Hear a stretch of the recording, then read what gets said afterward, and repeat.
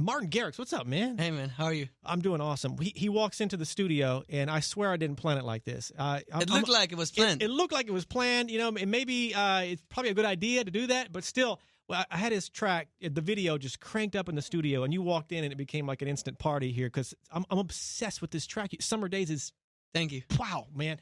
What do you think the magic is? And we'll get to all the details later, but is it the bass line? Is it Macklemore's line? Of course, Patrick is just awesome, What is it about this track? I think it's the unexpected combination and the fun that is in the song. It's so playful, and while making the song, I just wanted to create good vibes, a good energy, and I wanted to make a song that just screams summer, summer, summer, like for everybody, Tell me the story about, you did, is this accurate, 50 different, or roughly 50 different versions of this song or before you put it out?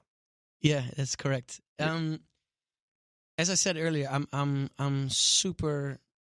I want every small detail to be perfect, and also what I do whenever I make a new render from a song, I keep on listening to it, and the first thing that annoys me, I'll change, and that keeps happening and happening and happening. And every time I hear the song, I'm like, oh, I could have done this, or I should do this, and I want to try everything because then for me, it's very important that I know what it could, if it works. Oh, wait, let me rephrase this. I'll edit around it, so don't worry. Yes, correct. There's 50 different versions. As I said before, I'm really focused into details, and I want the ultimate, absolute best with every song I put out. And I always challenge myself. Every time I hear a song, I think, like, how can I make this better? How could I make this sicker? What if I do this instead of that? When I just want to explore all the options, and sometimes I try something that works super sick. Sometimes I try something that works and doesn't work, and I go back to an older version. But yeah, I think, and Patrick and Macklemore both were like, dude, like version 45, dude, it's fine. Don't worry, this is sick. Let's just put it out. I can imagine. I'm watching Martin listen to his track. We're checking out the video, like I said. We're in the studio here, and I'm playing the song over and over, and I'm looking at you, kind of listening to your song, and hearing that, I'm thinking, are you still, even though it's amazing, are you still second-guessing, like, little this, little that? Like, do you just drive yourself nuts?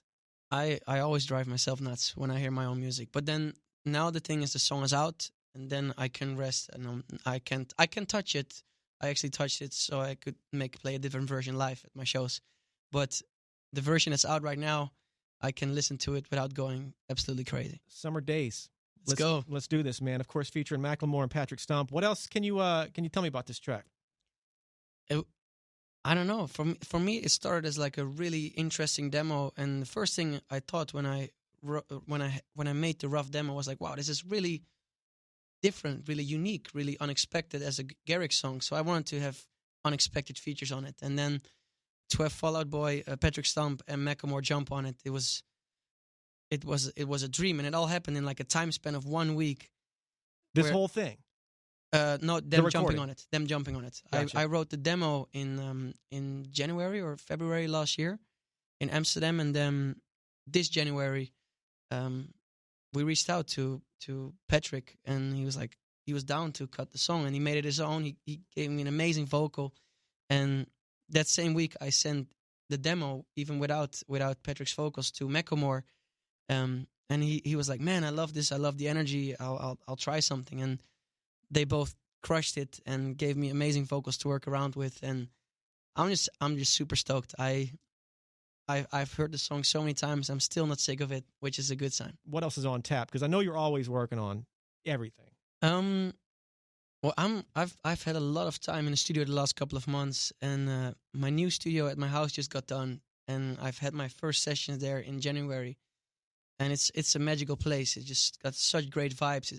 I'm very inspired when I'm there, which is a good thing, and I've been making some of the craziest music in my life, so I'm very excited too. Right now, we're figuring out how we're gonna do it. Will we like use Summer Days as the first single leading up to a bigger project, or will I keep doing singles? But I'm having so much music right now that I could release an album at this particular moment. Maybe 2 or 3 albums. Last time you came in, or one of the times you came in, you had just finished writing a song. You were on the plane. Yeah, I forget where you were coming from, but you're flying to L.A. And I guess, as you're in the seat, you basically started and finished a song on the plane. Do you still do that on a regular? I do it now.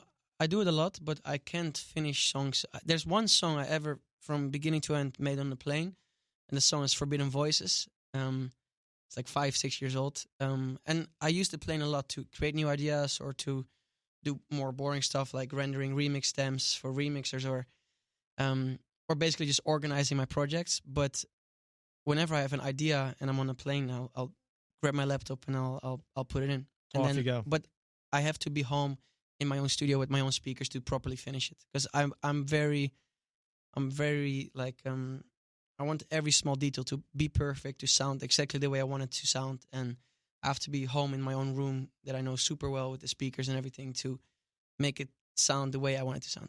The fireworks story. This firework, dude. You, to my understanding, you EDC, some other festivals, Ultra Miami. Yeah.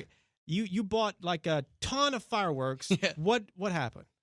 Well, I like everybody who's ever seen or been to a Martin Garrix show know it's very heavily with fireworks and everything. And I had Ultra Miami in March, and then just this weekend, last weekend, EDC in Las Vegas, and I invested so much money in my fireworks, and because of unfortunate reasons, it keeps getting canceled. So I'm sitting on this crazy amount of fireworks that I think I'd probably use during 4th of July. So yeah, 4th of July at Martin Garrix's house. Let's go. It's going to be literally lit. It's going to be lit. Where do you keep all the fireworks at? Like in your garage? No, we work with the vendor, so they store it safely, because it's basically explosives. So goodness, I don't want to have those. Anybody smoking around this? Forget it. Bad idea. You're touring all over the place. Everybody knows who you are.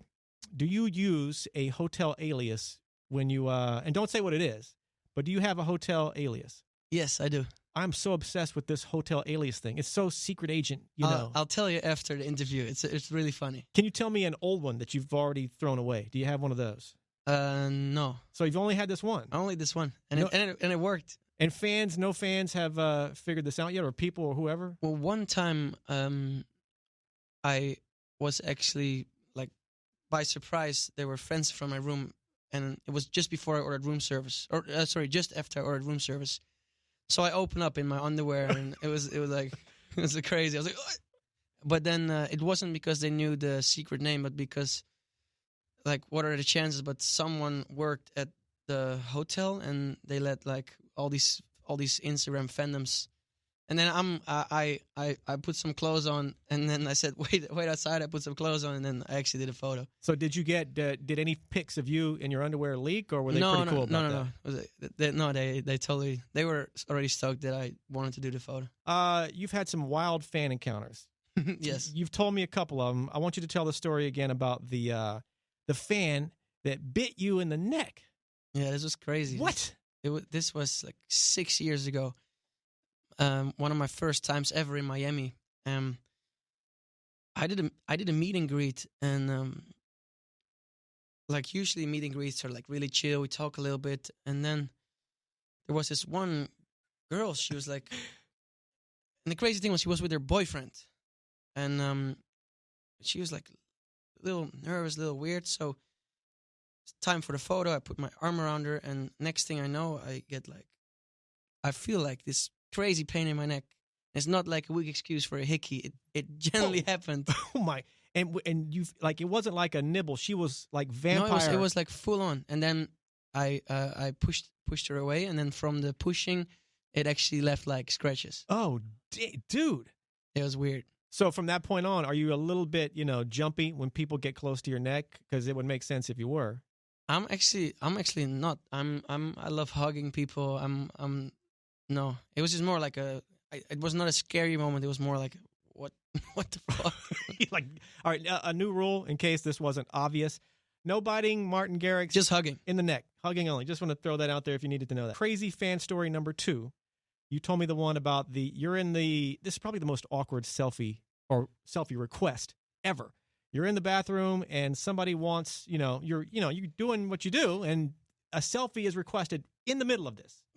Explain that. I was peeing, and there was this guy next to me, and he looked to his right, and then looked back, and then looked to his right again real quick, and then out of nowhere, I see like a phone already on selfie mode just going up. I'm like, oh, dude. And I look at him. I'm like, dude, are you serious right now?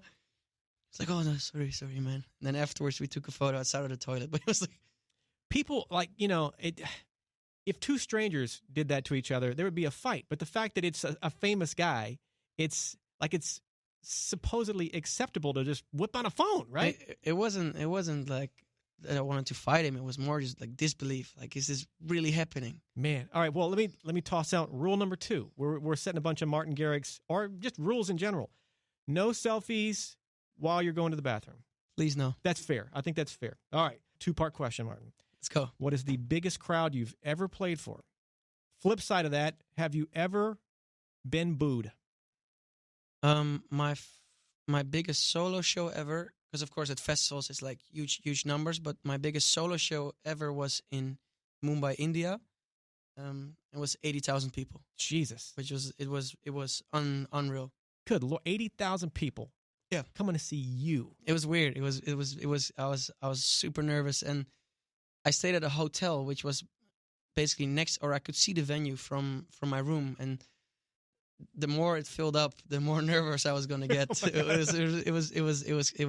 was an amazing experience, and it was such a big crowd I couldn't see the end. And then at one moment during the show, I asked them to put the lighters up, and at that moment I realized until how far the crowd went on. It was magical. What? That's something you just dream about, man. That's and I have been booed.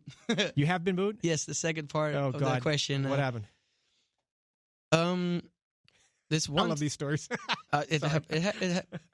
It happens not during a show, but it happens when I fuck up, because that's the first response. You know, when. Sorry, I swear. It's okay. You're still a good person. It happened. Yes, it happened before I got booed. It happens whenever I make a mistake and the music cuts out, because that's the first response to. There was one time at EDC, actually, not last weekend, but I think 3 years ago. I was. It was like a really long build up. It was like a lot of energy building up, and it was about to go into the craziest drop, and I wanted to add like a "put your hands up in the air" vocal. So I selected on the CDJ and I pressed the vocal, but I selected it on the CDJ that was already playing the song. Oh, ugh. So it completely cut out. Because I already loaded the new song, it wasn't that I could. You couldn't go back and forth. I couldn't go back to the previous song and still do the drop. So it was just quiet, and I hear like, boo. And I think to myself, I'm a fool and idiot. Oh, and God. I was like, it was like thinking really quick. I was like, I have two options. I either am going to pretend like something technical went wrong and it was out of my hands, or the second thing, I just own it. And there's videos of it on the internet. I grab the mic. I'm like, I'm sorry, guys. I messed up. And I just start the next song. And it was actually, at the moment, I was sweating. I had like a sweat attack, and I was like worrying so much. But then on the internet, people actually picked it up cool. They were like, well, at least he's mixing live. At least he's live. That's the first thing that comes to mind. At least you're live. Yeah. Martin, normally I ask the question, because I'm obsessed with the paranormal. Have you ever had a paranormal encounter? Ghosts, UFOs, all that. You haven't had, but you believe in them. But then you brought up off air about this project that has something to do with, it's UFO-ish related. Yeah. What the heck?